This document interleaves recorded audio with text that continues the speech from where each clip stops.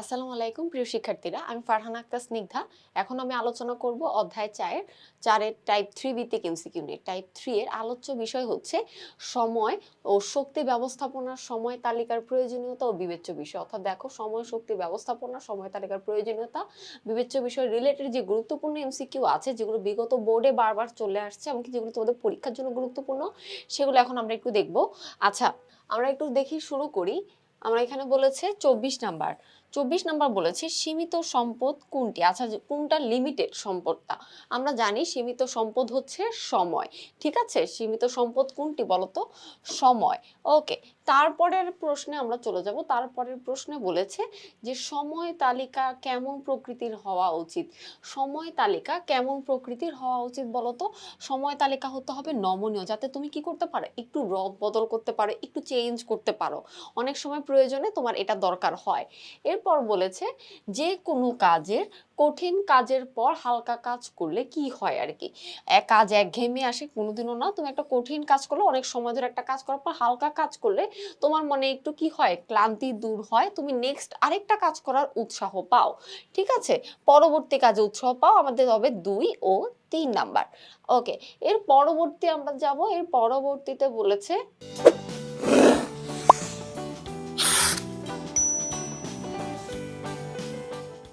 উদ্দীপক। আমরা একটা উদ্দীপক পড়বো, এবং কি উদ্দীপকটা খুবই গুরুত্বপূর্ণ, এটা একটা বোর্ড কোশ্চেন।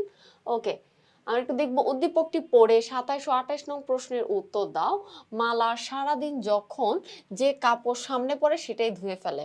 আমার মনে হয় ওসিডি প্রবলেম আছে। অপরদিকে তার বোন শায়লা কিছুদিন হলো বিয়ে হয়েছে, নতুন সংসারে সারাদিন একটানা কাজ করেও শেষ করতে পারে না। দিন শেষ হলো গুরুত্বপূর্ণ কাজগুলো বাদ পড়ে যায়। এটা সকল বোর্ড 17তে চলে এসেছে। কিভাবে শায়লার কাজ শেষ করা সম্ভব? আচ্ছা, শায়লার কাজ কিভাবে শেষ করা সম্ভব? শায়লাকে আগে কি করতে হবে, কাজ সম্পর্কে ধারণা থাকতে হবে, কোন কাজের কতটুকু সময় লাগছে সেই জিনিসটা তাকে দেখতে হবে এবং কি জানতে হবে। তাহলে সে অনুযায়ী কি করতে হবে, সময় অনুযায়ী কাজগুলো একটা ভাগ করে নিবে। তার মানে এখানে 27-এর উত্তর কি হবে? 1 হবে, কাজ সম্পর্কে ধারণা লাভ করার মাধ্যমে। বিশ্রাম নিলে তো ওর কাজ সবই বাদ পড়বে। কাজের গতি বাড়ালে অসুস্থ হয়ে যাবে, গৃহপরিচারিকা নিয়োগ দিবে না, গৃহপরিচারিকার এখানে নিয়োগ দেওয়ার কোনো প্রয়োজন নেই। আমরা এরপরে চলে যাব 28 নাম্বার। 28 নাম্বার প্রশ্ন বলেছে মালার কাজের ফলে শক্তির অপচয় হয়। মালার অবশ্যই কি হয়, আমরা এখানে দেখেছি যে ও জামা কাপড় এতই ধুতো, শক্তি অপচয় হবেই, তার মানে এটা সঠিক। হ্যাঁ, সময়ের অপব্যবহার হয়। হ্যাঁ, সময়ের অপব্যবহার হয়। এরপরে আমরা দেখব কাজের দক্ষতা তৈরি হয় না। কাজের দক্ষতা তৈরি হয় না, এখানে মূলত সময় নষ্ট করে। 1 ও 2 নাম্বার হবে। ঠিক আছে, 1 ও 2 নাম্বার। 28 নাম্বার। ঠিক আছে, এই পর্যন্ত আমরা একটু দেখি। পরবর্তীতে আমরা 29 নাম্বার প্রশ্নে যাব। আমাদের সর্বশেষ প্রশ্ন এই টাইপের।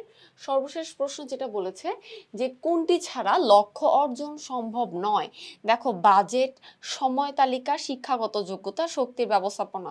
বাজেট ছাড়া কোনো কিছু কেনা বা সঞ্চয় করা সম্ভব নয়, কিন্তু সময় তালিকা, সময় তালিকা করে যদি চলো তাহলে তোমার কাঙ্ক্ষিত যে লক্ষ্য, সে লক্ষ্য অর্জন করতে তুমি সক্ষম হবে। শিক্ষাগত যোগ্যতার সাথে লক্ষ্য অর্জন সম্ভব না এরকম কিছু নেই।